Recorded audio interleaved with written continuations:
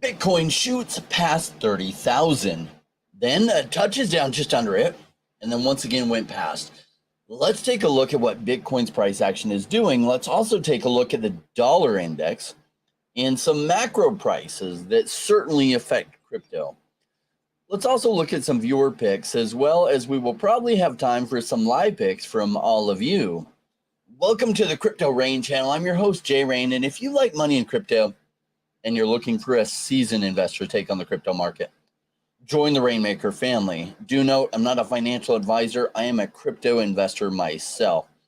I do want to thank our Patreon members. We have a private Discord that our Patreon members only get access to, and that's where we do a lot of extra interaction.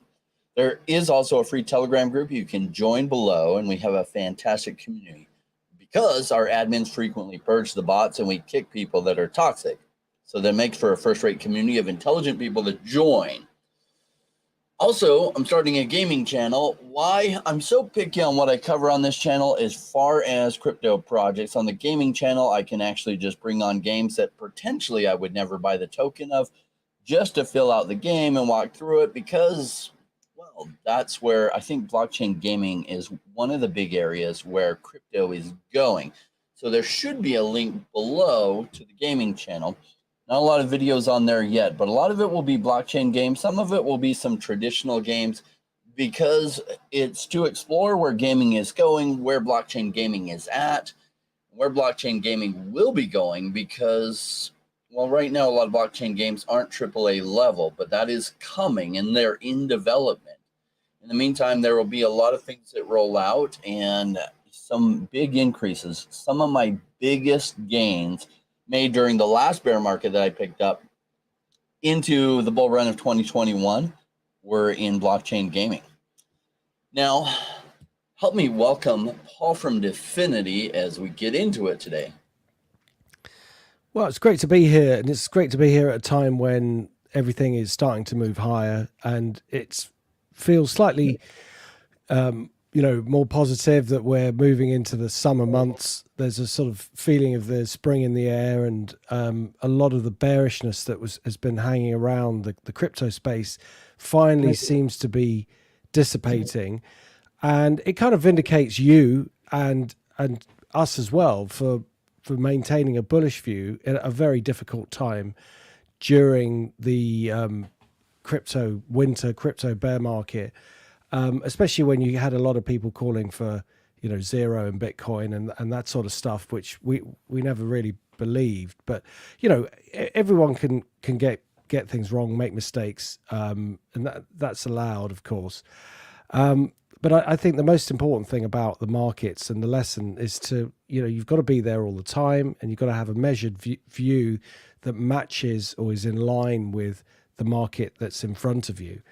And cyclically, and in terms of technology, there's so many interesting projects out there. There's so many interesting things that are going on. There are times when you've got to be really careful and you've got to be very picky. And there are times when the market gets a bit more excited and things start to move higher in a broad way. And I think we're close to that broad rally in the market. The momentum is starting to pick up, and there's a few macro themes that you mentioned that are moving in line with what we were expecting. And I think it's just getting more and more interesting as the year rolls on. I know, right? It was clear that Bitcoin was at a break up or a breakdown point, and it skyrocketed up past 30K. Yeah. Well, it's really exciting what's going on, as well as the dollar index is breaking down further and probably going to continue more. What are your thoughts, or what are you looking at on the macro perspective before we get into, say, Bitcoin and ETH? Absolutely. Well, we talked about the CPI numbers last week and how that they would be really important. And we had the non-farms, which actually wasn't really. It was a bit of a damp squib. But the CPI number came out today, and it was weaker than expected. All that is the level of inflation in the United States, and the fact that it's moving in the right direction, which is down. So it printed at 5%, and it was expected to print at 5.2%. So it's weaker than expected, and the markets like that. And again, that's something we're expecting.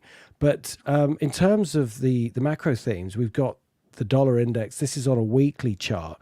So if I put it on a daily, you can see the short-term technical patterns that we were looking for. We were looking for this to break downwards last week, and it's consolidated a bit, but it's moving lower. Now, it's not going to take much to get it through this 101.5 level. And if that breaks, the downside should really open up. So I'm getting more excited about a potential dollar collapse, which would imply that the asset markets are going to move higher, and it's all positive for Bitcoin. Interestingly, even though we've had slightly weaker numbers coming out from the US, what you'd normally expect is for yields to drop. But actually, that would be the standard view, that yields would drop. But I don't think yields will drop, because I think the market is actually saying that even though the inflation scenario is a bit weaker than expected, economic activity is going to pick up. And that is what will keep these interest rates buzzing along at current levels, or maybe even moving a bit higher. But I don't think it's going to be a move that will necessarily interfere with the asset market. So what we're saying here is the Fed are going to finally realize that they need to have a dovish position going forward, which will mean interest rates will either stay the same or go lower. And if that's the case, then business activity will move higher, which will actually turn this inflation curve from going down to going up. But by the time they've realized this, I think we'll be into next year. So they tend to be very much behind the curve, which is, from a trading point of view, really good. From a market's point of view, we can pretty much second guess what they're going to do. So 10-year yields in the US have been consolidating. They've hit a good support at 3.24%. And I think actually they're going to go higher. So even though inflation is weaker, it might a few people might be scratching their heads as to why inflation's looking so good, and yet yields might be rising. And I think that might be a little bit of a surprise. I don't think it will support the dollar, because I generally think that real inflation will be running much higher, which is why the dollar will still continue to weaken. And also the Fed are going to be on a weakening path. Now, in terms of the asset market, we just look very quickly at the US stock market. You see how the Dow Jones Industrial Average is doing pretty nicely. It's moving up. It's got some resistance to break before it goes higher, but it's doing absolutely fine. I remain bullish. The S&P is in a big consolidation, so we need to see that breaking out. NASDAQ is underperforming a little bit, which is a bit of a shame, but it's still moving higher. There's nothing bearish about that. And you have to remember that the sentiment in equities right now is extremely bearish. People are still looking for a crash. They're still thinking about this banking crisis. And I'm not saying that's not an issue. I'm just saying that the sentiment does not support a rally in the markets, which is actually a perfect time. Now, in terms of Bitcoin and cryptocurrencies, I'm not actually sure what the sentiment is like at the moment, because I tend to not listen to very many sources. There are more people out there talking about the equity markets and less talking about, Bitcoin and cryptocurrencies, although that's starting to change a bit. So my feeling is that there's still a lot of caution, for people who hadn't got on board before. They probably think this is too late and they're going to wait for a pullback, which is what I was saying last week about the bull market climbs a wall of worry.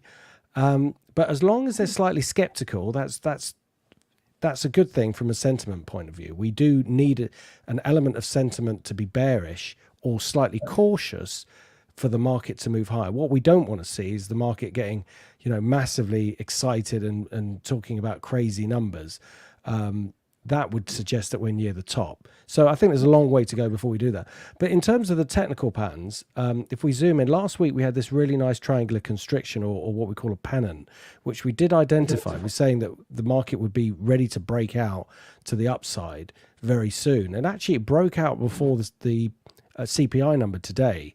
So it moved ahead of it. So it's had a bit of a consolidation, but it is still in this bullish phase. And I think it's got a little bit more to squeeze. Remember, the target we said was 32,951. I said around 33,000 would be the next target. Then I think we'll see a correction. So for anyone who hasn't bought, that could be an opportunity to buy, and then we'll be in the next upward wave. So that's all moving pretty nicely to the upside. Nice trend there. But we are approaching the end of this first move, and I think there will be an opportunity to enter the market for people who have missed it.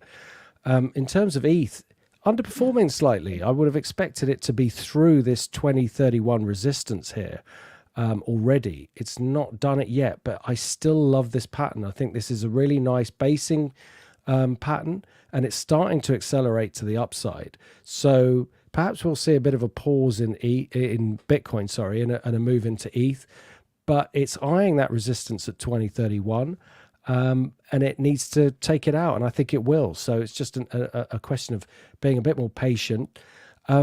If it does take it out, 2143 is my next stopping point, because that was the major support on the way down. So I think there'll be short-term profit taking there, maybe a correction, and then a move back higher. But broadly speaking, everything's on track. The market's looking bullish. The market's also making some very solid long-term bases, which implies that we should have a very strong bull market ahead. If not this year, definitely into next year. But I think it looks like we're going to have it this year.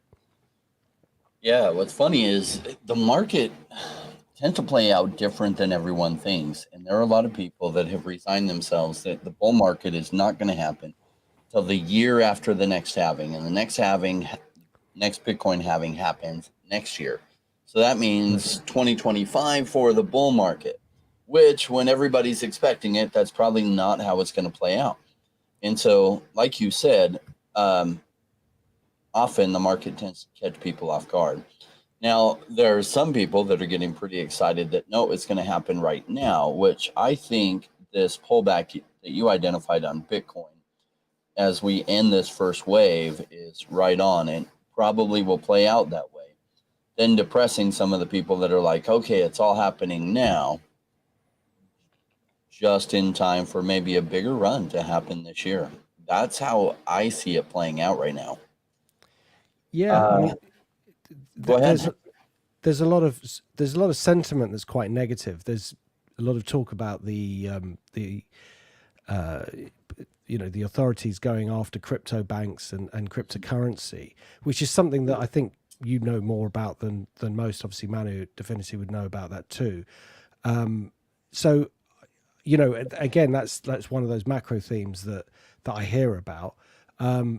So I'd be interested in what you're thinking, because I think the banks, just to give my kind of 10 cents worth on it, I think the banks will see crypto as an opportunity, and this hard-nosed view that they've got at the moment, that will soften, and they'll see this as another opportunity to embrace it. Because I remember the early days of Bitcoin, there was really this sense that if you were trading it, you were doing something wrong, and it wasn't authorized and all that sort of stuff. There was this air of it being in some way illicit, and I know there was a lot of strange things going on with Mt. Gox and all that stuff in the early days. But it was just a question of, it's a new technology and we need to figure this out. And we're still in that stage. We're still in that process. So although sentiment seems to be very negative at the moment, and it's going to keep people away, I don't think that's a bearish thing at all. I think it's just, at the moment, there are a few people who've got the foresight to see where this is going, and the future's looking very, very bullish. It's just the role of the regulators is always to try and protect people, and of course there's going to be a lot of scams going on and people who are trying to use it for nefarious reasons, but there are also more people who are creating some amazing technology, and ultimately that has to be allowed to flourish, and it will flourish. If not in one jurisdiction, it'll just move to another, I think. So they're going to be forced to potentially allow it to trade, and they're going to have to support it, I believe.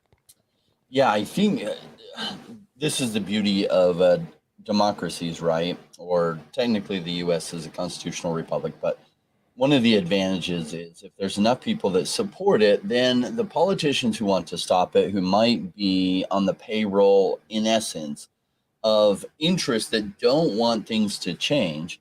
And this is a battle that always happens. You have a new technology that comes out. A lot of the regulators are in bed with the bigger things that they regulate.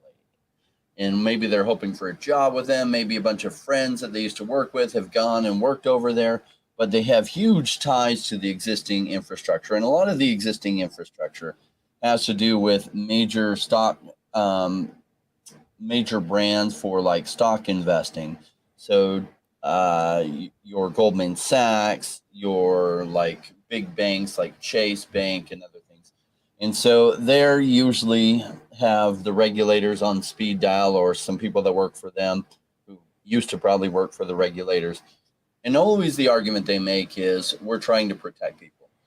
And so what often happens is regulators are unfriendly to the new technological area that's advancing. But if you get enough people that want that technology to happen, the regulators are reluctant to stop it. And a lot of the action that you've seen against crypto is on the regulator side. Why? Because the regulators aren't elected. You've seen very few politicians take, in the US anyway, take a solid stance against crypto. Why? Well, because then the voters might hold them accountable. And the voters are seeing the benefits of it. And that, I don't know, it's concerning what's happening with the US dollar for many reasons. It's been concerning for the past 15 to 20 years, and even the past 50 years. But it's very concerning, gosh, the last 6 months, with like even Kenya saying, you know, they're going away from the US dollar. Mexico applying to possibly become a BRICS country that uses their currency rather than the US dollar. And so it's interesting what's happening with the US dollar. I mean, it's being weakened in a lot of ways. I wouldn't be surprised if in the coming years the oil starts trading against something else. Of course, China's trying to get to trade against their currency. Maybe it starts trading against Bitcoin or something, and the power of the US dollar might weaken tremendously. And as that happens, well, then probably the US dollar hyperinflates. And so even citizens of the US and Canada and other places are looking, well, where can I store my savings that's less risky? One of those alternatives is Bitcoin, and in some ways other forms of cryptocurrency. And so the citizens want it, the regulators don't. A lot of the politicians who want the strength of the dollar to remain really strong so that they can print it off as much as they want in order to pay off their special interests. Well, they don't want the dollar to lose value, because imagine if they could only spend what they took in. Imagine the whole world went to a Bitcoin standard and they have no ability to print off or spend money that they didn't take in. Oh, well, crap. Then they would have to be fiscally responsible. And they don't want that, right? So it's awesome when you're a country and you can just max out the credit card. And when the credit card maxes out, you can vote to up the limit, right? And then you max it out again, and then you vote up the limit every year. That's pretty amazing power. Do they want that to go away? No, most of them don't. The ones who realize what a problem that is are very pro crypto. So there's a few regulators that are, politicians in the US that are very pro crypto. There's a bunch that won't say anything, but they love the maxing out the credit card and then just raising the limit every year thing. And they don't want that to go away, but they don't want to say it. And then there's a few like Elizabeth Warren that probably realize that the US dollar is destroying itself. But if they can just kill this crypto idea, it will make the US dollar last a little bit longer, maybe. And that's the approach that they're going. Plus Elizabeth Warren, I don't know, she possibly in bed with some special interests. I don't know how a politician in the US Senate goes from a net worth of $12 million to like $75 million over the last 6 years without there being some questionable stuff happening in the background. But who knows? She's been the only one that's been staunchly anti-crypto in the Senate. Maybe there's one or two. She's been the most loud-spoken in trying to build an anti-crypto army. But there's a lot of macro things happening that's crazy. That's going to put pressure on crypto. I think as people get scared of what's happening to the US dollar and other fiat currencies, they're looking for alternatives. And I think that's part of what's really pushing Bitcoin up, is that there are a lot of people that want to suppress the price of Bitcoin so that they can buy more cheap. I just think they're having a hard time suppressing the price of Bitcoin because of what's happening with the US dollar. And as it weakens and they're getting concerned, they just want an alternative. And some people are using that to buy gold and silver. But Bitcoin has some superior qualities in that you can take it anywhere with you. Gold, not so easy to take across different countries with you. So, I'm curious what you're seeing happen in other foreign currencies, Paul, before we jump over to some more Sure. some of the altcoin picks. Yeah, absolutely. I think the main ones that are looking interesting are the commodity currencies and basically anything that's against the US dollar. So if we look at the dollar yen at the moment, that's still in a range. It's still not broken downwards, which is slightly unusual. I would have thought that would be a bit lower, but it seems to be playing around this 130, and I think eventually it will break it. But one of the viewers asked about sterling dollar, or cable as it's known, a little while back, and it's still on track to break higher, I believe. It's quite a nice smooth move. Nothing moves ultimately in a complete straight line, but it should be moving towards the next, what I like, which is a Fibonacci level around 127 as the next target. But isn't it interesting? I mean, that sentiment there during that collapse, you see how negative everything was, and the politics in the UK was terrible.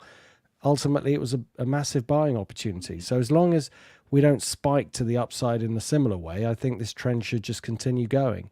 If we look at the New Zealand dollar and the Australian dollar, they're in consolidations. They're known as commodity currencies because they have commodity assets. And if we look at actually one really interesting thing that we should cover is what's been going on in the gold market. Gold and silver have been breaking higher, so anticipating a weaker US dollar. And this is the all-time high on gold, which is not far away. So that has been bubbling up really nicely. Silver is also breaking out, and that's moving. It's not at a similar level in terms of there's much more for it to catch up because its all-time high is around $50. So that's quite far away. So it's got a lot of catching up to do in order to get towards its all-time high. But it's moving in the right direction. So this is all pointing to more dollar weakness as far as I'm concerned. Now, it might not, again, necessarily be a single straight line as it moves higher. There's a few precious metals that aren't playing ball. You've got platinum that's going sideways. So you can see that's not completely bullish. And palladium is actually looking slightly bearish, which is interesting. So in terms of something called Dow theory, you'd look for everything to be moving in the same direction to imply a very strong structural bull market. And it's not completely showing that right now. So that means for me that at some point this will accelerate, but it's not there's not the green light that we've got to just shut our eyes and buy. You've got to be slightly careful, but it is moving in the right direction. So anything that tries to take out an all-time high has got to be watched from a technical point of view. So it's being drawn higher. So with commodities starting to base out, well, actually, I've just said base out, but if you look at what's happening, this is zinc futures, but aluminium is holding up nicely. Lead is holding up nicely, and copper, which is much more important, they're holding up nicely. Commodities are just holding in there for now, but I think they will start to move higher. But part of the reason why inflation has been looking good is because they've gone down. So the cycle is that they've gone much lower, and there's a delay and lag in the way the data has been produced, which is why I was more convinced that we'd see some better CPI numbers. But given that there's weaker CPI numbers, That means interest rates will go low, which means there'll be more activity, which means there's going to be more demand for commodities. So it kind of turns back on itself. And a weaker US dollar will also push that up, and it'll also push up, it'll push inflation back up once this phase is over. So I think keeping an eye on the commodity currencies going forward is going to be really interesting, because they should lead the way higher against the US dollar. So if you're sitting in the US, you've got some options. You've obviously got the option to buy cryptocurrency, which should do very well. It's presumably, if you pick the right one, then you've got some really risky ones that could do extremely well or could go to zero.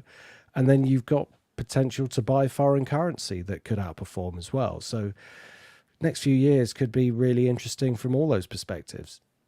Absolutely.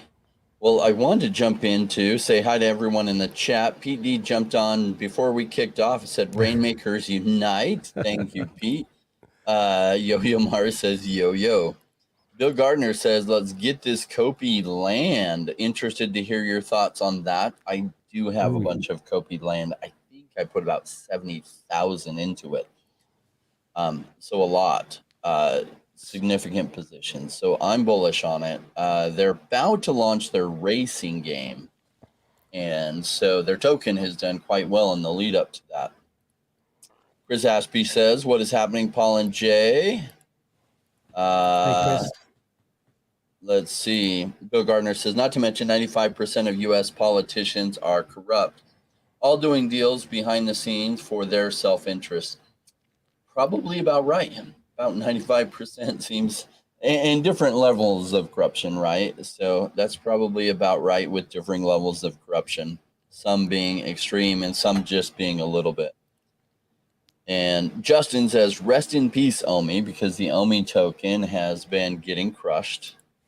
And Fun Under the Sun says, great stream.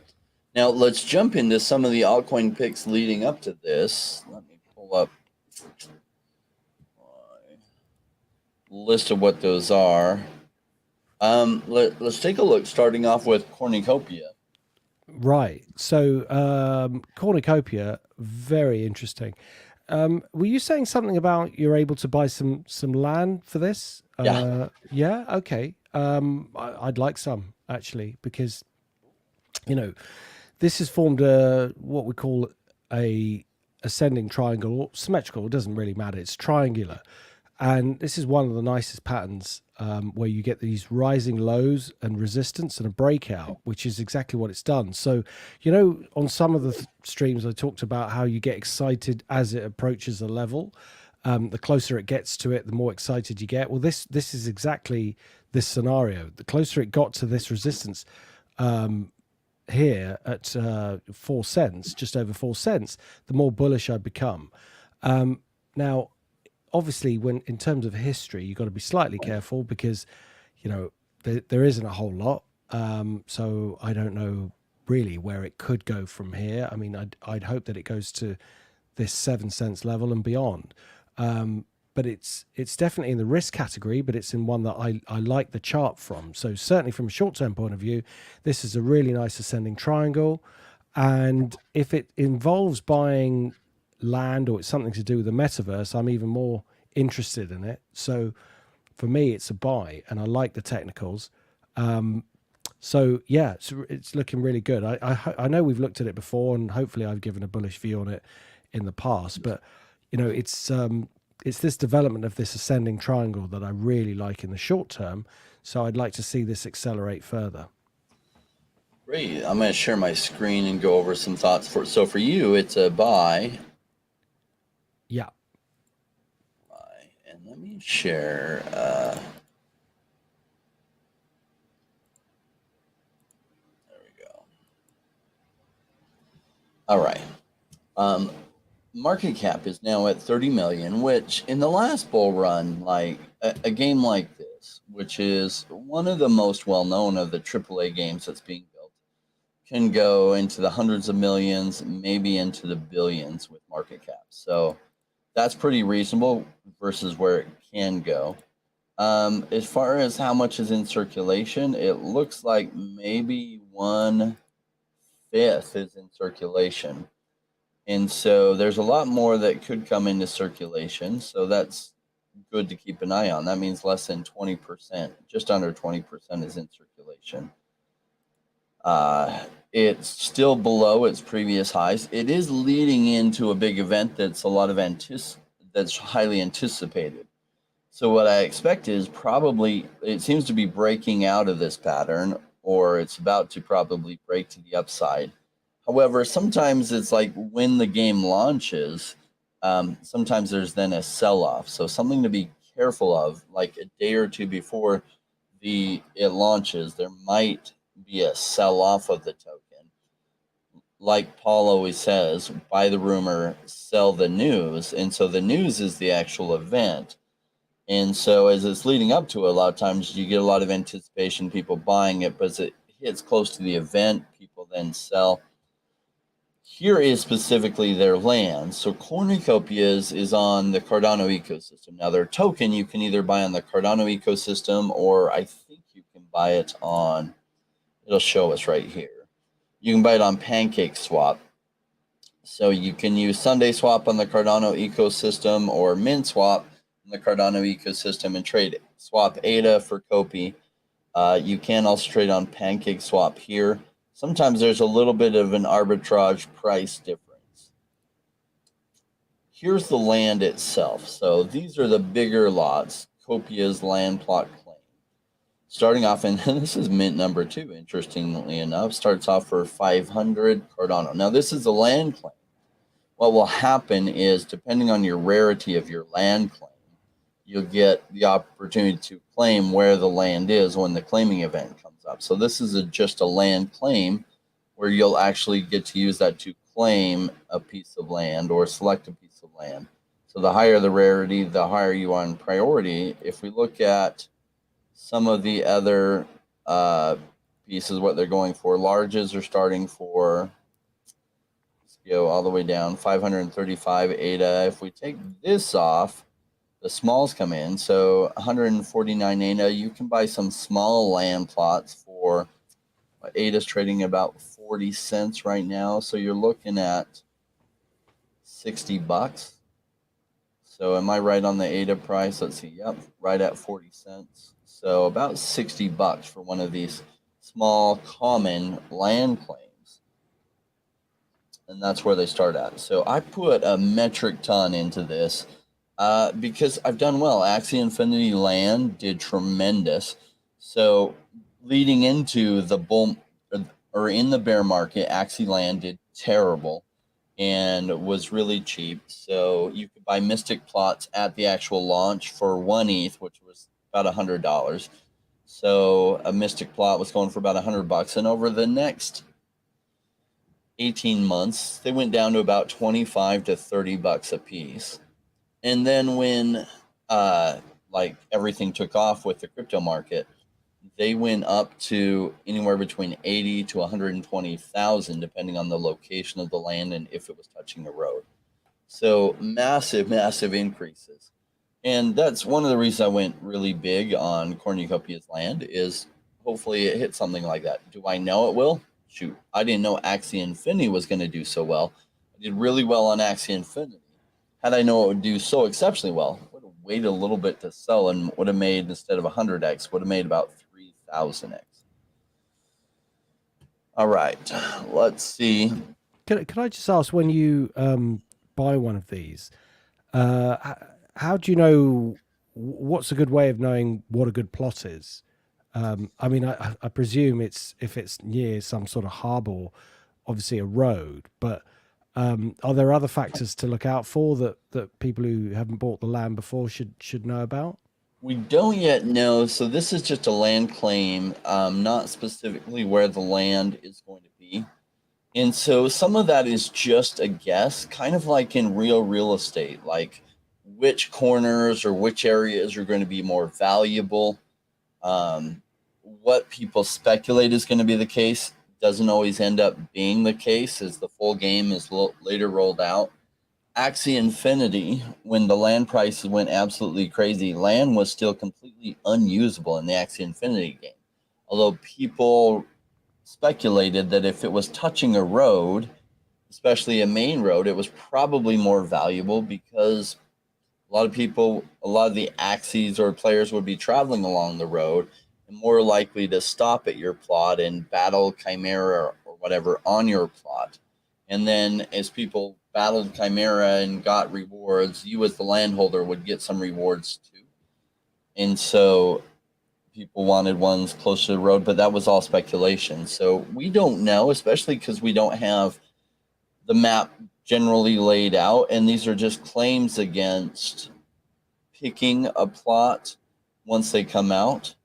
So on the speculative side, if I were buying some now, I would probably just sweep the floors on these and buy the cheapest ones, even though it means kind of you'll be a later pick because the uncommons are going to get to pick before the commons get to make their picks of where the land is going to be. But some of the people with the higher rarities might miss the event when it starts. They might, end up picking much later anyway. So I think speculatively, the best value is in the cheaper land claim ones on the floor, and then just for the commons.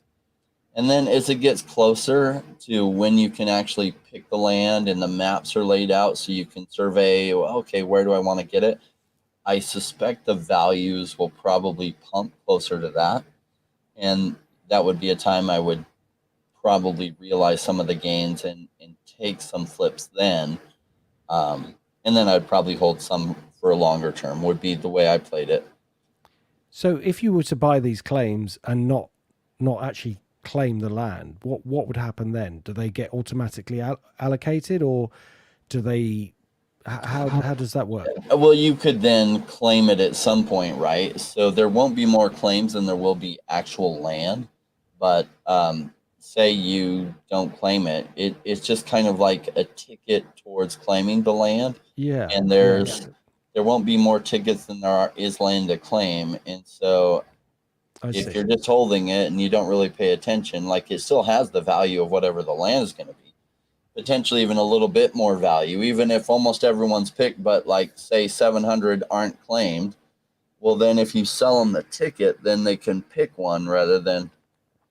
So sometimes it'll have more value. Sometimes it'll have less. I've seen that a similar type thing where it was funny. The tickets had less value than ones that were picked, even if the ones that were picked weren't very desirable. Those held more value than the ticket to be able to pick which of the remaining you wanted. So a lot of this just has to do with psychology. And there's a lot of unknowns because there's not a lot of patterns that people had seen. When I bought Axie land, it was totally risky. My wife thought I was crazy. Like, I'm all excited. I'm telling her about I'm buying this virtual land in a video game that's blockchain based, and that this idea was going to change the whole world. And she's like, wait, you just spent $4,000 buying land that's a video game that hasn't released, that won't be releasing for a while. Yeah, that you can't visit. That's crazy. And, it ended up going 3,000x from that point. It actually ended up going about 9,000x if you had bought the exact bottom and sold at the exact top. That's some crazy returns. Why? Because that concept was right, and it's still right. Now, is Copi going to be one of the games that does super well? Hope so. I like it. Doesn't mean it'll do well, but it's got a professional team. We've interviewed them a couple times on the channel, try to give you a feel for what it's all about. But everything is risk versus reward. Like Axie Infinity, in my opinion, in the early days had a much less impressive team than Cornucopia's, and yet became the 10th largest played game in the world for a brief period of time. And with that, created a revenue stream that made the business itself over $1 million or over $1 billion in revenues, and made the company and the founders a whole lot of money, and made those who invested in the land and in the token a crap ton of money as well. So right now there's not a lot of interest in crypto. It's starting to pick up as people start paying attention to Bitcoin again. But generally prices are way down, which is great. That's like stock up or load up time for me based on how I do it. And then as everybody floods and piles on, and this is the greatest thing ever, and it's going to change the whole world, and this is just going to keep going up and never going to stop, that's usually an indicator that I'm going to take some profits, because nothing goes up forever. And when people are saying that, it scares me, because that means usually you're near the top. Like what Paul was saying earlier. So yeah, that's a pretty in-depth look at cornucopias and where things are at. Let me check the comments real quick. Club, it's not just the land. You can farm and rent as well. And even race with utility. Good point. Cool. Like the sound of that. Yeah. Going along with this, Jay Solo 9 says, I've seen Crypto Jab state that Cardano is supposed to double over the next month or so as Bitcoin continues to go up. What are your thoughts on this? Well, why don't we take a look at Cardano? Yeah, funnily enough, we looked at Cardano a couple of weeks back. I was mentioning how it was one of the picks that I thought was going to outperform. Its chart, if you want to pull it up, because its chart is looking good. Yeah, because it's been basing, and let me just, they've changed this so that you have to put the logarithmic scale using a keystroke as opposed to a button. So what we discussed here was we had this downward trend that's broken. We had this resistance line that's broken. And all that means is that the market has been basing. For the longest time, Cardano's not been doing great. It led the bear market, and it was weak before others were weak, to be fair. So it kind of struggled, but hit this low and is now forming a really nice base. So where it is now is key resistance. You see where this was bouncing on the way down, resistance here, it's in that zone. So if it could just pop through here, the charts would just look completely different. And I think there's enough momentum in the broader market to do that. So that's why it's been on the radar. So that's why I really like it. It's got potential to accelerate and start to outperform. So yeah, I like Cardano. I think it's technically looking good. Psychologically, potentially people have sort of thrown in the towel maybe a little bit because it's been underperforming. And so it's due some love potentially. So I like it. But yeah, so as I say, that's something that this little move up here that's occurred in the last few weeks is indicative of the broader market. But it's been one that I particularly like. So I think we also looked at MATIC, and we were talking about that. MATIC hasn't done a whole lot. It's just been going sideways. Actually, I'm quite surprised at how MATIC hasn't really moved a lot, even though it was outperforming others. So at this point, I think Cardano looks a bit more interesting than MATIC for the first time for me, because MATIC looks like it's just not stalled, but it's stuck in a range. What's funny about a cryptocurrency, because there are some extra things to weigh, like you have an increase in supply, dumping on things and everything. But also this weird thing that happens that people get bearish on a project, just like down on it. And I remember when Cardano hit this point and I called it out and I said, look, the current price is just a little over 10x from where Cardano bottomed out the last time. And as I drew this on this chart and I was sharing with the audience, I was like, it's a little over 10x its lows from the previous time. This is an amazing zone. Apparently I wasn't the only one that realized that, because then it took off. And even still, it's pretty far down. I mean, it went all the way down to like 23 cents. It's still only 40 cents right now, but that probably was the low. And so then we're seeing a W. It's hitting some resistance in this zone where it has before. My guess is it breaks to the upside of that and hits its next resistance zone, and then probably comes back and retouches. But I expect Cardano is going to do some good things from here, and it's put in a solid base.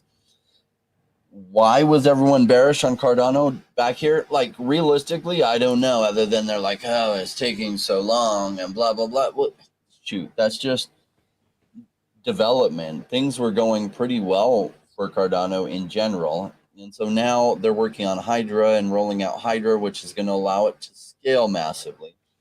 if successful. And if that's successful, like Cardano's got a really, really good future. I'm really bullish on Cardano and excited that it got so cheap. Hopefully, some of you that are looking to increase your blue chips were able to pick it up so cheap. It's still in a fairly good, like this pattern is a bullish pattern in general. Now, there's no guarantees that it breaks to the upside. It's just likely to break to the upside. And I think it will. All right, let me see. There was Mark Wilson wants us to look at render. We've had render called out to look at like every week. We have some other ones to get to, and then if we can, we'll get to render. Sure. I wanted to share the thoughts of who asked us to look at Copi. That it was PM, and he said, "Can Copi hit 2 billion to 5 billion market cap in your opinion?" Looks like a great project being built out. This is in the comment section from the last week video, and he took the time to put in his thoughts on the fundamentals, which is why I'm reading it out, and that's why we gave it priority. The massive Web 2 game Fortnite appears to be proposing something similar with island building, but in Cornucopia's Web 3, you will own your assets. He also asked if we would look at Kin. I'm more bullish on Kin, or on Copi. That's what he says about Kin, and we'll take a look at it. Kin is interesting as it's one of the very few coins with SEC clarity since it survived and settled its lawsuit from 2019. Ecosystem on Kick app seems to be ever growing also. So I didn't know they had a lawsuit back in 2019, but there was a very different SEC commissioner back then. The current one is very, very anti-crypto. 100x, he says, to its 2017 bull run, all-time high from here, and approximately 40x to its local high in 2021 bull run. Now, if you were trying to search for the chart on this, you probably had problems finding it. Paul, I did pull it up on CoinMarketCap because getting information on Kin was really, really hard. In fact, this is a massive concern. When you go to their website, it forwards you to their Twitter, which I think doesn't really exist anymore either. So maybe this is their Twitter, but it's just pulling up Kin tags. And so you got some people talking about the bullishness, but no website even. So it might be somewhat of a dead project. Okay. So interestingly enough, dead projects sometimes still pump for whatever reason.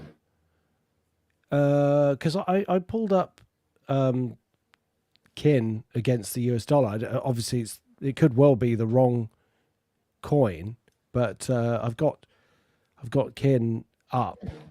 I think that's the right, looking like it's relatively at the right price, so that's probably it. What's that? 4 zeros and then 1098. Yeah.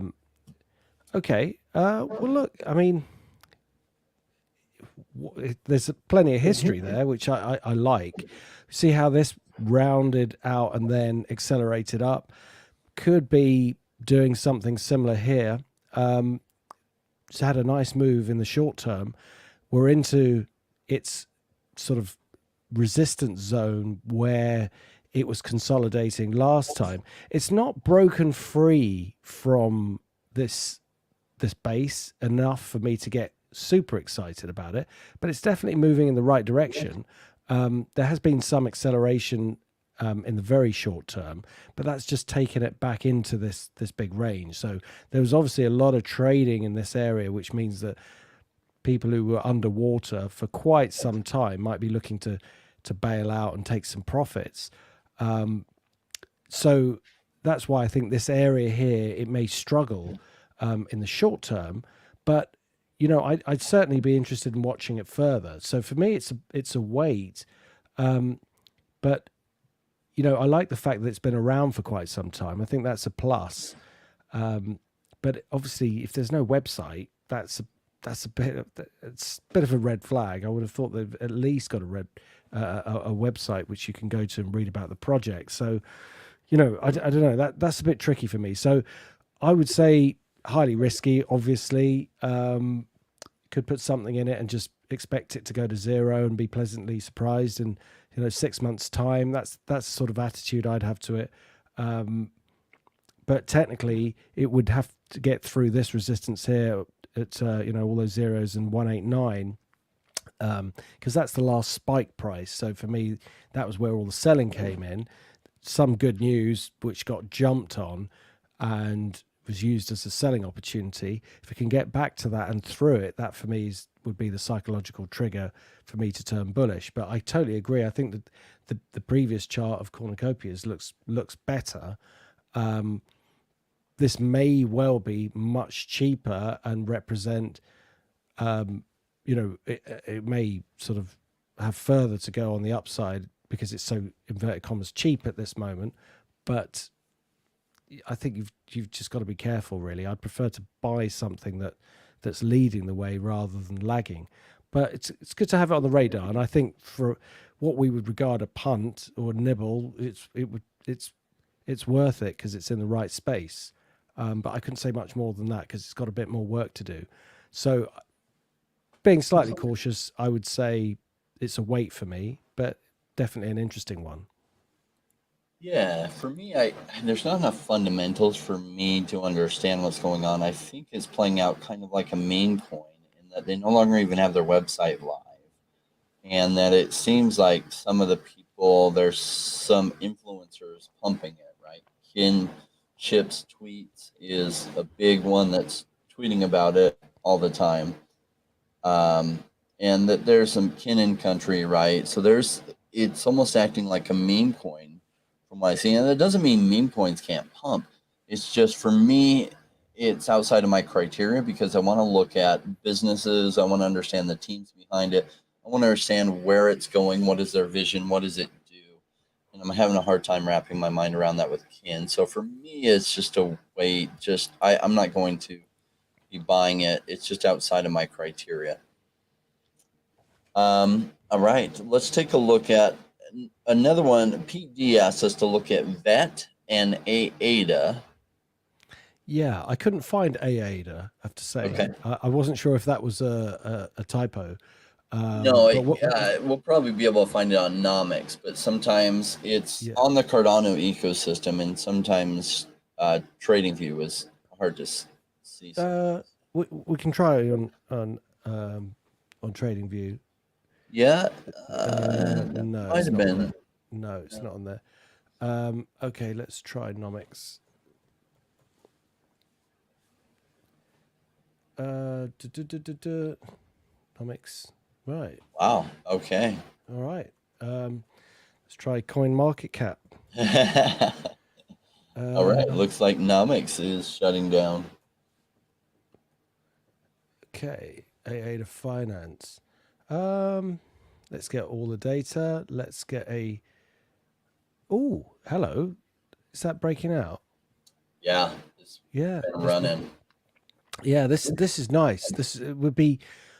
I know you can't find everything, but it'd be nice to have caught this a little bit before this run, because this run here was very, very interesting. So we're chasing it a little bit, but it's looking good. I mean, from a technical point of view, there's not a lot you can say other than it's on the move and it's looking bullish. So yeah, it's heading towards this prior high. Can't argue with it. I think you get a consolidation around that area, maybe an opportunity to buy in, but that's a trend. I have to go with that. So I would be drawing. This thing keeps popping up, so I'm sorry. I'm trying to sort of get a clear chart, but every time I move the cursor, it pops up a window. But I'd be drawing in a trend line that kind of sits below all the price action. You'll see that it's accelerated, but for me, a trend is a trend, and I have to go with it. So, will it pull back? Possibly, but I can't guarantee that. So it's a buy. So I'd say that's a buy for me.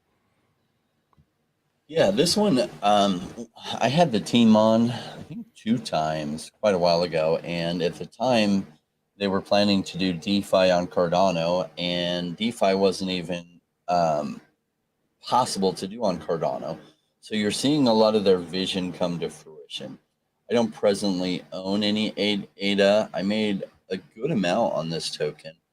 I like it. I like the Cardano ecosystem, and I feel like they had early movers advantages on Cardano, which is why I covered them. And so let me just share my screen here. Would I be buying it myself in this? Maybe I would just swing trade it. It's a little bit risky. You see their market cap, though, is still really low, which is attractive, right? Even though it's pumped, it was all the way down here at 18 cents. So it's gone 5x, almost 6x from there. And yeah, over 6x from there. Maybe that's even 7x from there. That's a really nice run. It might even have more left to go. Now it looks like they've got some stuff coming up. They're live now. DeFi is live on Cardano. They have some things that have come out, and I think they're leading up to something bigger. If so, I would be cautious of waiting too long if you're just trying to quick flip this. Would I be buying it for a long-term hold? Maybe. I mean, their market cap is pretty low, and just a third of their tokens are in circulation. That's okay.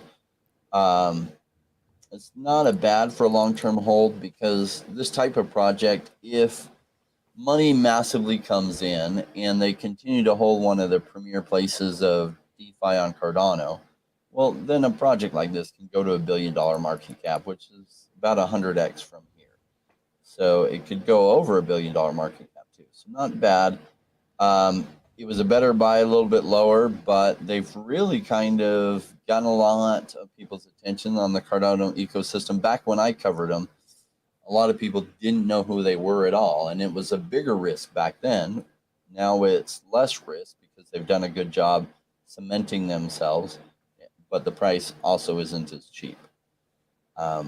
Anyway, great suggestion by Pete. Let's take a look at VET as well. VET is one we haven't looked at. So for me, it's like buy, but it's just a quick flip buy. Maybe a little bit for long-term hold, but it's not a load the boat for me at these prices. Okay, so the VE chain, that's Yeah. yeah. Yep. So VE chain is basing out. I think this is making some form of long-term base. So it's still in that basing process. It's traded very nicely from a technical point of view. So we got a potential inverse head and shoulders. I'm pretty sure we've either looked at this or something similar before, but there's the upward trend. You can see the consolidation. So the question here is, why hasn't it moved with everything else? And it may be that it's just getting ready for people to look around at what's already moved and say that looks expensive. Let's pick up the ones that haven't moved, and this one starts to shine. So I like this as an inverse head and shoulders pattern, but it needs to start moving from this consolidation and edging up towards this resistance point. So the closer it gets to here, the more excited I get about it, because it will confirm this as a base. And, so I think it's a wait for now, just because it needs to start moving. But as soon as this train starts to move in the right direction, I'd be inclined to jump aboard. So I am kind of bullish, but I just want it to do that last sort of step, moving towards this trigger line for me, which would complete a base.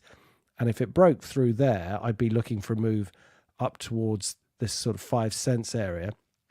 And possibly with the wind behind it, with everything else moving, we could be looking at more. So it's held in nicely. It's way above its prior low, which 2020 low, which is a good sign.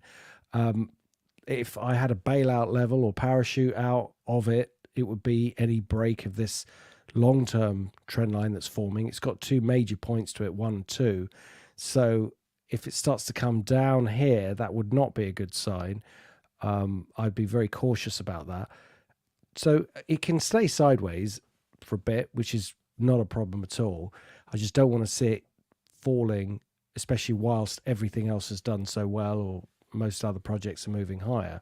I want to see this confirm and move with everything else. So for me, it's a wait, but the technicals look very interesting. And it doesn't have to do very much for me to become bullish. It just needs to start to move higher, continue this move that's begun here. See, it's consolidating here. I just want it to move up towards this sort of resistance area, because then we'll be eyeing that barrier that I feel it wants to take out. And there's so much good resistance there that would be such a great technical signal if it could get through it. So for me, I like to buy in anticipation of a breakout of that level, because if it does break, then that's when things really start to accelerate. So that's where I think the risk reward becomes interesting for me. Of course, it could just bounce along in the range for a while as well, which would be a bit of a disappointment because, as I say, it's got quite a nice long-term pattern to it. So this should be an interesting base. Yeah, I like where the price action is at. For me, it's outside of my criteria. Do I like VeChain? I like it. I've held VeChain in the past when its market cap was a lot lower and did pretty well on VeChain. Right now, their market cap is 1.7 billion. Now, that's not tremendously high, and it's set up that it'll probably do a lot better.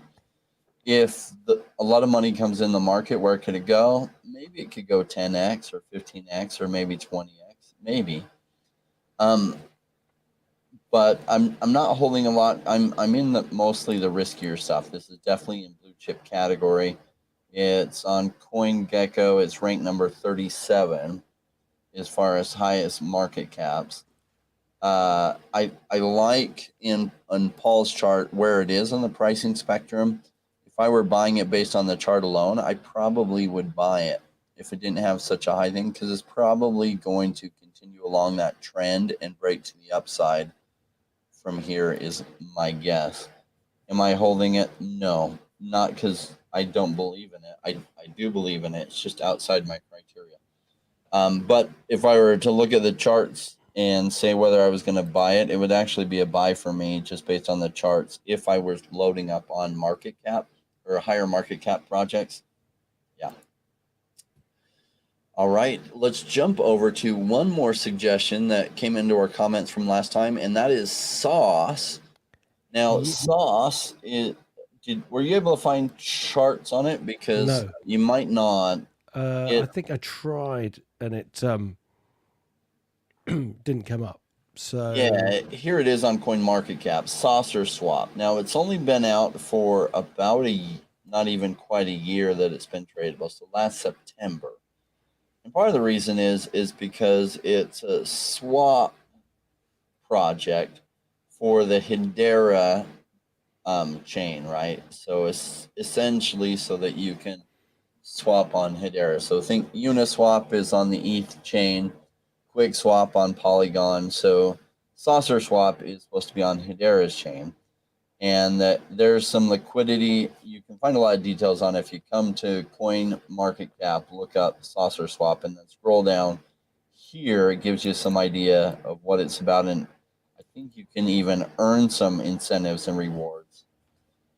I haven't been following the Hedera ecosystem. If this is the only functional swap on Hedera, sounds pretty interesting, especially where the price is at. It's kind of range bound, traded between 3.5 cents down to 2 cents, but it's near that lower trend line. A third of their tokens are already in circulation. Interesting. I like that part of it. I don't know enough about what competition it has on the Hedera ecosystem. If I knew the answer to that and there wasn't a lot of competition and they really had that early mover advantage, a lot of people were using it, then it would be a buy for me. I don't know the information to say, to know whether that's the case though. Any thoughts from you, Paul? yeah, it's a bit of a tricky one because there's not a whole lot of data. I've got a TradingView chart up here. Perfect. But I'd like potentially that this could be forming some form of base. So we've got 1, 2, and then maybe it's going to go for the third. So putting a very speculative hat on, and I mean very speculative, one could buy it here looking to see if it will take this level out within the next sort of week or two. And if it does, great, you'll be in a good space, because above 2.3 cents, it's that's quite a nice resistance to have taken out. And then maybe throw out half the position and just run the rest. But that's assuming it gets through. So, it might not. It would look very bad if it broke this lower support line. I would not like that at all. So it's very balanced where it is now. But, there's more interest coming into crypto left, right, and center. So part of me thinks it may be worth a punt, but it's got to get through this 2.3 cents level before I could buy it. That would be the trigger for me. So I'd have to wait, really, in reality, before I would buy it. But again, this is one of those ones where if tomorrow it's trading closer to this level and it looks like it's approaching it, it's going to break it, then I'd try and get in just slightly before, and then see how it pumps afterwards, or if it pumps. So all these things tell us things from a technical point of view as to whether there's further buying interest. If it breaks a level and it doesn't go, again, that's information as well. So if you look at how it was collapsing as well, into this decline, which is fairly recent, of course, that's only the 9th of March, it stopped from there. So there was obviously a bit of a panic there because it broke this prior low, which would have caused a lot of selling. So it's managed to consolidate, which is the first step to it turning around, but it still needs to turn around. It still needs that rally to reverse this move and to prove that this is a base. So it does look like a base is forming, but I think we would tread very carefully with this one. And as I say, I would wait until that 2.3 cents level is cleared before actually entering it, or at least get close to it to confirm that it wants to break through, and have this as a technical base for a potential further rally. Perfect. I was looking up the comment. It did come from Yo-Yo Mars, and he did say this was one of the first ones on it, so it might have first mover advantage. So that was his thoughts. Yeah, yeah. I mean, anything like that, it's I can see how it's a speculative trade where you just sort of put it in and put a little bit of money in it and just forget about it. And if it goes to zero, it goes to zero. And it's definitely ticks that box in terms of its interest. But technically, it's also got to do that extra step, if you see what I mean. It's just, I want to see other people going, smart people who watch this channel, people like you saying, they totally agree with that. Let's get on board. So I want to see that follow through and price action to show that it's a good decision. Well, why don't we take a look at Render? Yeah.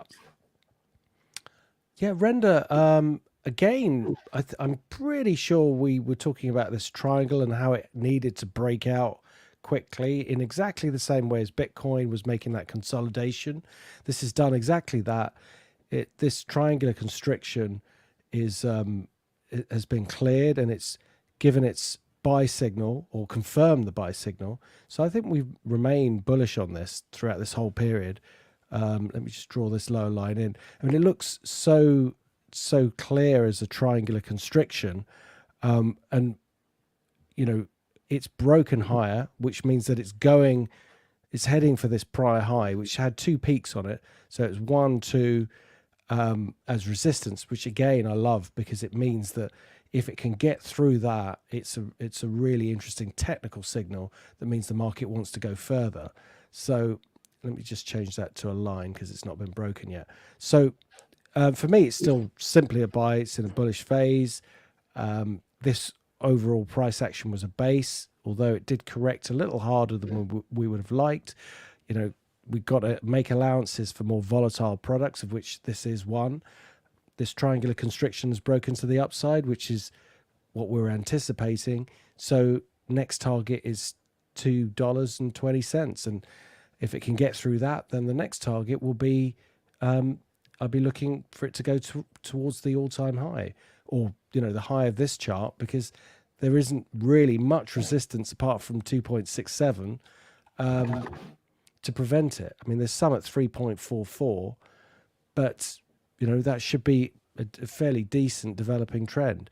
Now, the caveat is there isn't a whole lot of data, and so if we do take a step back, we can see how the broad picture is more of a range than a trend, but this price action from this panic low in June 22 is definitely a lot more positive than negative. And as I say, this triangular constriction is usually resolved with a bullish move, which it's done. So the next target is 220.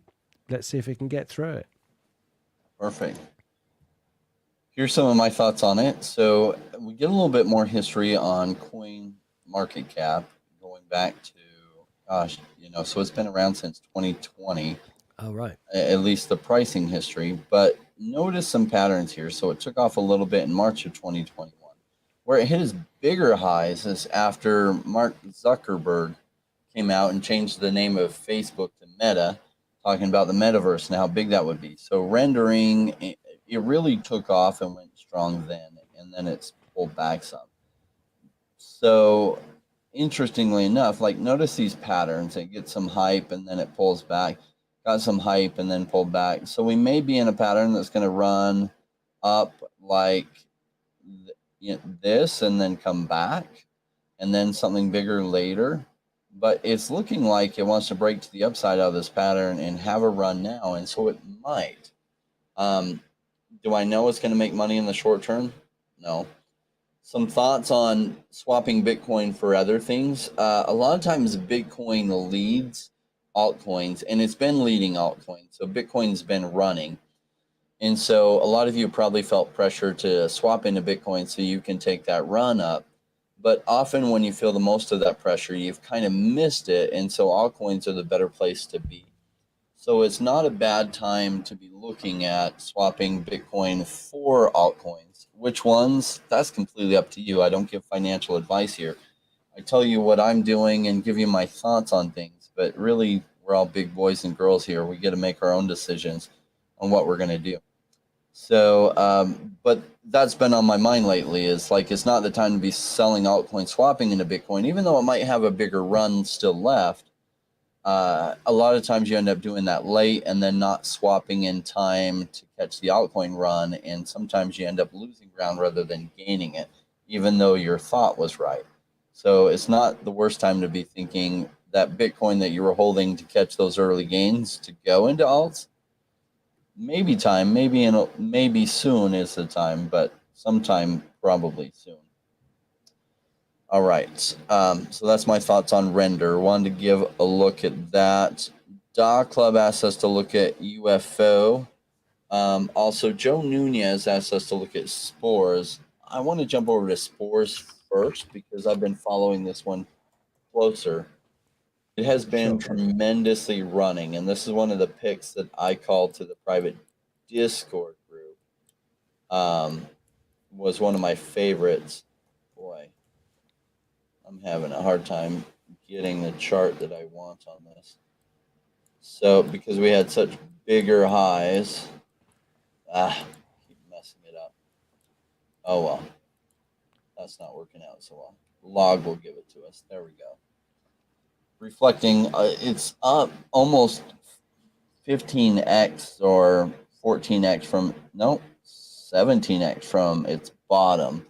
And it's been running up solid. Although if you look at it, look at this, the market cap's still just 1.7 million. Now its market cap had hit under 200,000, which was ridiculous to me. And the team was still alive and kicking. Though I wasn't able to bring them on till later, I reached out to them and they said, sure, we'd love to join you. And so I put them as number one on my pick list of best stuff. And that was later December. So they would have been about 1/10 of where they are here, actually bottoming out a few days later. And they've been absolutely running up, but their market cap is still really low. And they're a launch pad. And launch pads tend to do well as people are trying to buy the new projects that are launching. They tend to do terrible in bear markets. So this is an indicator that people are paying attention to the new launches, and their token is doing well. One of their competitors that launches equivalent level tokens is Engine Starter, which I also own. But look, their market cap is 10x of where Spores is, or almost 10x of where Spores is. And they're launching equivalent level projects. So I like Spores. It's not as cheap as it was. I was loading up when it was that cheap. Am I loading up now? I haven't made a buy in a little while, but I was loading up previous. So right now, I don't know whether to say buy or indifferent, because I'm a little bit biased. I was able to buy cheaper. It seems expensive to me, even though the market cap is still so darn low. Because I'm human and we get impacted by things like that. Paul, what's your thoughts? Are you able to find it on your chart? Yeah. Oh, there we go. Yeah, I do remember seeing this because we were looking at the symmetry, which is played out very nicely. So we had a basing pattern here and then the acceleration, and we were looking for it to mirror this smooth move down and this smooth move up, and it seems to work quite nicely for this chart. Its signature is it just continues with its trend. So if that's going to be the case, then it should hit this area here around sort of 3.6 cents and consolidate around this zone, but potentially continue higher. So I like it. I'm going to say it's a buy. I like the short-term pattern as well because it's slightly triangular, but it's moving in this very smooth trend. So if that breaks, even if it does break, the next support, it's still got a trend line below it to kind of catch it. So if it comes back down, there's support here, and again, support on this line. So it would only be if it broke this lower line that I'd start to be worried about it and want to bail out. So yeah, I think you're absolutely right that there were better times to buy it. It's actually a bit of a shame we haven't looked at it. I know you can't look at everything, but it's a shame that we hadn't come back to this one before, because it has moved so far since we last spoke about it. But yeah, I think definitely still for me it's bullish. I'd put in the next resistance point, which is around 2 cents. That's where the consolidation was. So it bounced there a few times, and then that really kicked off the bear market for it. So any recovery there's going to be some people who just want to get out at flat. So that's why I'm expecting a bit of selling pressure to potentially come in that zone. But overall, the market is moving in the right direction, and that's a trend, and trends are what I like. So I'm going to go with it. So nice. All right. So let's jump over to UFO gaming. Oh, yeah. One of his suggestions, and who was it? Dog Club NFT. Now, if anyone knows the team, I'd like to speak with them, because this is a perfect one for me to interview, especially on the other channel, to talk to the team, because they have multiple games launching on their platform. Essentially, a blockchain gaming company that's got a few different things that they're doing. And so I'd like to speak with them and talk about their vision, and maybe even stream some of their games. Perfect one for me to talk to on the gaming channel. Yeah, so the chart is one of a consolidation. So we're really in the middle of a range, which has got some lower peaks and a flat base. So it's hard to get excited about it at this point in time, other than it's been in a savage bear market that has slowed, but it needs to show some signs of life from a technical point of view before we can start buying it. So, for me, you've got to give the market a few hurdles for it to jump through or jump over before we can confirm it's moving in the right direction. So at the moment, it's holding steady, which is fair enough. I'd like to think, well, if I owned it, what would I think about it at this point in time? So if I owned it, I might say, well, okay, I'm not going to, if it's holding up capital and I could buy something else, I'd sell it and buy something else, because it's not moving yet. And I don't mind buying back into it if it's moved higher. But if I didn't own it, am I going to miss out by not buying it right now? I don't think so as yet. It's got a little bit more to do in terms of moving into a bull trend, a bit more convincing for me, other than managing to hold in its lows. So for me, it's a wait. It's nothing negative about it that I don't like. It's just that it's not moving enough. If it took out the low, then I'd start to think, yeah, this is not a good scenario, and I'd stay out of it. But for now, it needs to at least get through. There's a lot of zeros there. This resistance point. I want to see it turn up, head towards it, and then I might look to buy it. The only advantage of potentially buying at these levels is there's a lot of zeros there, so you may end up with a lot of tokens that, if it does start to run, you're going to make some money. But other than that, I think it needs to prove itself a bit more before I would jump in. But it has been around a long time, relatively, I should say, compared to some of the other projects. So it could be worth exploring. But I'd have to defer to someone who knows a bit more about it before making that call as to whether it's a buy or not. But technically, it's not moving yet, so I have to wait. Yeah, this is one I'd really like to speak to really get a feel for their vision. They did come in early, right? And they built some games. And they're more basic level games, but those are the ones that are quicker to market. I want to see what they're working on, maybe demo or play some of their games and get to know the founders. So part of the reason I'm starting the crypto channel is so that I can play games on it and get a feel for the games that are out there, and also interview the ones on there. But I'm really picky what I bring on this channel as far as interviews and everything, that I really have to believe in the project before I allow them to come on this channel. That one will be kind of like getting a feel for them, and if I really like them there, I can invite them over to this channel, because I'm just super picky on what projects I'll have on this. I'll be less picky about that, because that's kind of like getting to know the games and everything, because I'll there might be games that are worth playing that won't be worth investing in. And so hopefully you see the difference. But that channel, if you like games and you want to see where blockchain gaming is going, you should be able to join the channel below. It's brand new, so not a lot of subscribers on it, not a lot of videos. Just we have a clip of one of our recent interviews with Shrapnel there. Shrapnel is a game I'm very interested in playing. It's going to be a first-person shooter extraction game, which is where first-person shooters are going. And on the blockchain, basically, blockchain allows you to own things. So, like right now, Call of Duty is selling like loot boxes, and you can open up those loot boxes, and you can sell like the knives and stuff for a bunch of money. But the truth is, with Call of Duty, you don't truly own those accounts. So if your account gets shut down, you can't sell the value in that account. So it's not truly yours. What the blockchain allows you to do is own the items. And so that's where the future is going. And that's why I'm really interested in the blockchain gaming space. And as we saw with Axie Infinity, there's some huge money that will happen in the space because of this idea to own the items, this idea to maybe own land, that then that land has a use case that generates some revenues and attracts business funds inside of this ecosystem. And so the whole space of gaming is going to evolve completely as blockchain integrates with it. And some of that will come from the crypto space, where the crypto people building a game.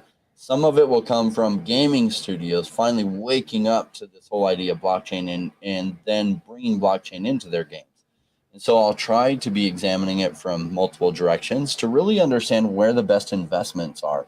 Because in my heart, I'm an investor above everything else. The gaming side, I've been a gamer since I was like 6, and 8, I saved up my own money. I had a job at 8, and I saved up my own money to buy a ColecoVision and an Atari. So that's when it all started for me. Cool. Paul, did you have any other thoughts? No, I think we covered quite a few ideas and projects and macro stuff. So yeah, I think that's save it for next week. So it's always great to be here. Thank you, for your picks, and I always enjoy it. So look forward to look forward to looking at what you want to have a look at next week. Yeah, thanks so much for joining us, Paul. The audience absolutely loves to hear from you and your input, especially since you don't plug into this every day. It gives you a refreshing look that's refreshing to us as somebody looking into this space that isn't so affected by like the day-to-day stuff. I appreciate it. All right. Thanks, Paul. Well, the crypto market has been really, really slow. I mean, December was at a crawl. If you remember last year, everything was just felt terrible. It doesn't feel quite so terrible anymore because a little bit of money is coming in this space. Will it continue? Possibly. It's looking like it will. Do we know that for sure? No, we never know for sure, but it's looking good. And Paul, is an outsider looking at it, is like he sees some signs in the charts that the likelihood is there. And I agree with that sentiment. Just know that good decisions made during these times, that it's still not like breakneck speed. There isn't massive money pulling into the crypto space. Well, good decisions now lead to life-changing ones when the markets turn around, and they will turn around. This wrap is for all of you. Thank you so much for joining us. If you're interested in the gaming stuff, click the link below to find the gaming channel and then follow me there as well. Hopefully some really fun content. I will even probably play some of the existing games as I get up to speed on those, because I haven't paid tons of attention to them, but probably it's time for me to get up to speed on the existing games so that we can see both sides as this happens. Mostly I've been focused on the crypto projects that are building these games, but it'd be smart for me to get more familiar with the existing top games, as it will get our ecosystem. They will come over to our ecosystem. It's not a question of if, it's a question of when.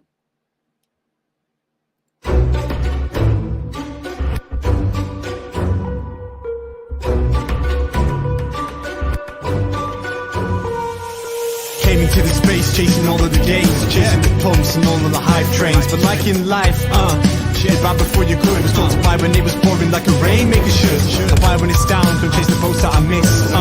Cause I always make the time in mind. I take the one out cause I'm patient like that, and I'll wait for the right time. I sell when it's high, I buy when it's low. They call me rich, they call me smart. I'm just a rainmaker running the show. Calculated investments, I don't lead with my heart. Principles are simple, they're leaving a mark. Why when it's boring, just gotta be smart. I sell when it's hype, like all the channels they pump it. That's when I was selling, got parabolic and dump it. They call me rich, they call me smart. I'm a rainmaker, making my own start.